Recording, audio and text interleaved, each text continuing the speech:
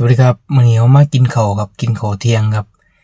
ทอดหมูกระเทียมครับข้าวตักเพิ่มอยู่แล้ว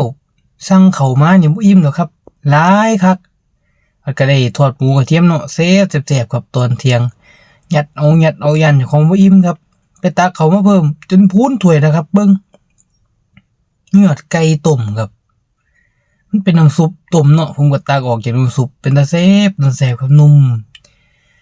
มีหอดไข่ดาวด้วยครับเยิ้มๆพูดกินเขามีไงแซ่บหลายมาครับกินเขาน้ำกันครับกินเขาแล้วก็เฮ็ดงานกันนะครับอันนี้ก็เป็นเวลาพักเที่ยงนะครับแซ่บครับได้เวลาเฮ็ดงานครับนี่ทั้งหลังครับเป็นกอไผ่นะครับนอกจากเติมน้ำมันแล้วเขาก็มาเฮ็ดงานทั้งหลังครับรับจ็อบเว้าเล่นครับเพิ่นใส่มาปิดแอร์ครับเอาสังกะสีปิดแอร์นี่นะครับแอร์ทั้งหลัง